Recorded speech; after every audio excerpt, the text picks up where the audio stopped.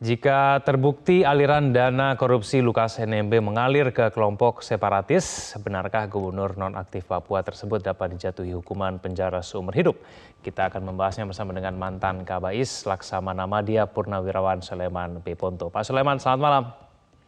Selamat malam. Pak Suleman, melihat perkembangan penyidikan perkara korupsi Lukas NMB kini sudah mulai menyentuh ke kelompok kriminal bersenjata yang ada di Papua. Aliran dana ini mengalir melalui apa, Pak Suleman? Sudah pasti kalau memang ada aliran itu sudah pasti dia lewat transfer atau lewat kurir.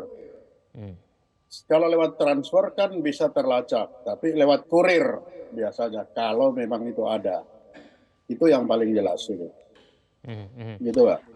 Apakah memang kerjasama ataupun kemudian pengiriman dana yang dilakukan oleh kepala daerah kepada kelompok kriminal bersenjata ini memang sudah terdeteksi sejak lama begitu, Pak Suleman? Begini, kepala daerah itu jelas di mata masyarakat Papua punya uang. Dan biasanya mereka itu memberi uang itu karena dia diintimidasi. Pertama, terintimidasi. Yang kedua, punya hubungan keluarga. Nah, bisa saja uang itu memang diberikan, tapi dari penggunaan uang itu ada yang dibelanjakan untuk beli senjata. Nah, kan itu. Jadi memang harus dilihat jelas apakah memang uang itu untuk beli senjata, ataukah memang itu keluarganya, ataukah memang uang itu peruntukan oleh mereka. Misalkan uang di dalam dana otsus itu ada uang untuk para pelajar.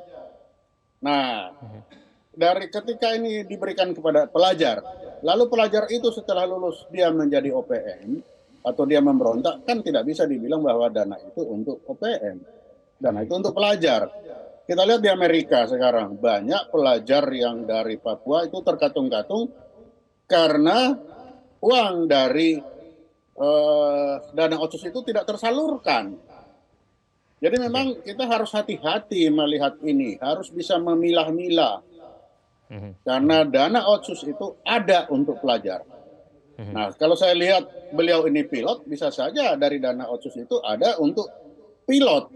Lalu setelah dia menjadi pilot bersimpati kepada OPM, ini tidak bisa kita bilang bahwa dana otsus itu untuk pilot, kan untuk OPM, kan begitu. Pak Suleman, tapi kenapa kemudian seorang kepala daerah yang seharusnya NKRI begitu, malah mendukung gerakan separatis? Bagi dia itu bukan separatis, bagi dia itu keluarga, itu teman. Jadi dia separatis atau tidak itu bisa bukan tanggung jawab dia. Kita lihat di Aceh saja. Pengalaman dari Aceh kan juga banyak kepala daerah suka memberikan kepada kelompok GAM.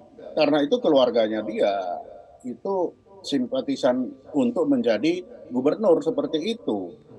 Nah, lalu kalau dia kemudian menjadi GAM, kalau di Aceh menjadi OPM di Papua, itu kan masalah lain. Memang di sini seninya bagaimana harus bisa memilah-milah mana dukungan untuk pemberontakan, mana dukungan sebagai keluarga. Kan itu. Baik, Pak Suleman, kita akan dengarkan dulu ya pernyataan dari Wakil Ketua KPK Alexander Marwata yang menyatakan penyidik KPK sedang mendalami adanya dugaan aliran dana ke Beni Wenda, tokoh OPM. Berikut ini. Ya, ini tentu akan didalami di dalam proses penyidikan ya, berdasarkan alat bukti, berdasarkan keterangan saksi yang lain, apakah ada keterkaitan yang bersangkutan dengan kelompok yang selama ini berseberangan dengan pemerintah dan seterusnya, pasti akan didalami karena korupsi LE ini menyangkut jumlah uang yang tidak sedikit ya, ratusan, mungkin bisa jadi sampai 1 triliun ya. Tentu kita akan mendalami aliran-aliran uang itu ya. Dan ya kami sudah berkoordinasi dengan Bank Pembangunan Daerah Papua ya, kan semua uang Pemprov Papua itu mengalir lewat BPD Papua. Penarikan tunai, siapa saja vendor yang selama ini mengerjakan proyek-proyek di Papua dan seterusnya tentu akan didalami ya. Jadi tidak berhenti di kasus suap atau gratifikasi, tapi kalau itu menyangkut suatu kegiatan atau proyek, ya seperti kemarin sudah disebutkan salah satunya terkait dengan pertanggungjawaban dana PON di Papua, tentu akan kami dalami semua informasi tersebut.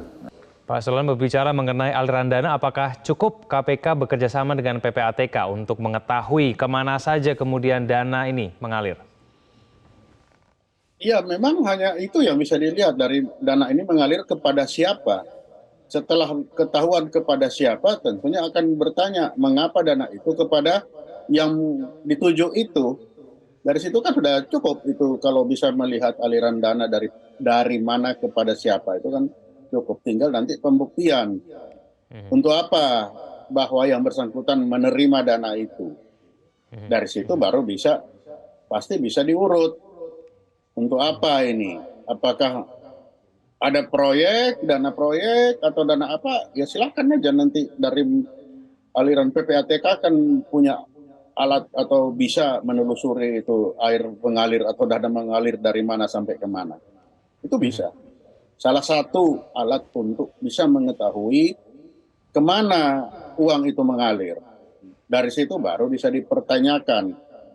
Mengapa uang itu mengalir ke alamat tersebut? Apa alasannya mengalir itu? Nah, itu kan bisa dikembangkan nantinya itu. Bisa. Baik, Pak Sulaiman, siapa sebenarnya Lukas NMB ini? Apakah memang dia memiliki peran yang besar begitu dalam gerakan separatis ataupun kelompok kriminal bersenjata di Papua? Kita kan tidak bisa langsung memberi cap bahwa dia adalah orang yang mendukung separatis atau OPM atau gerakan apalah di Papua. Tapi yang jelas dia sampai saat ini adalah gubernur pilihan masyarakat Papua. Lalu nanti setelah dia jadi gubernur kemudian dia memberikan sejumlah uang kepada beberapa orang, di mana orang-orang itu mungkin tersangkut dalam OPM, tersangkut dalam gerakan separatis dan lain-lain. Nah itu kan urusan lain. Bisa saja itu keluarganya dia, tapi dia tidak mengerti apa pekerjaan mereka sehari-hari. Jangan lupa orang-orang timur itu kekerabatan itu sangat dekat. Itu tidak beda jauh dengan apa yang terjadi di Aceh. Sama seperti begitu. Setiap gubernur pasti dia akan memberikan sejumlah uang kepada keluarga-keluarga mereka. Nah kemudian keluarga-keluarga ini tersangkut atau ikut menjadi anggota yang berseberangan dengan pemerintah, kan itu lain lagi. Tidak bisa kita langsung otomatis Lukas adalah pendukung separatis, kan tidak bisa serta-merta seperti itu. Harus dibuktikan dulu seperti apa itu mendukung separatis itu seperti apa, kan begitu. Pak Sulaiman, jadi harus ekstra hati-hati begitu untuk mengupas peran dari orang-orang yang terlibat ini? Ya betul, harus ekstra hati-hati. Jangan sampai itu ibaratnya kita harus menarik rambut dari tepung terigu. Jangan sampai begitu kita tarik tepungnya rontok. Jangan sampai kita menangkap ikan airnya itu jadi keruh. Nah ini, memang ini harus ekstra hati-hati untuk di Papua ini. Ini akan terjadi bagi seluruh kepala daerah yang ada di Papua. Pasti, saya bilang, pasti akan mengalami hal seperti Pak Lukas NMB ini. Karena ketika mereka punya uang, pasti beberapa keluarga itu akan datang. Pasti mereka akan memberikan sejumlah uang kepada mereka. Nah, lalu kemudian nanti dari anggota keluarga ini ada yang tersangkut dengan pekerjaan-pekerjaan yang berseberangan dengan pemerintah.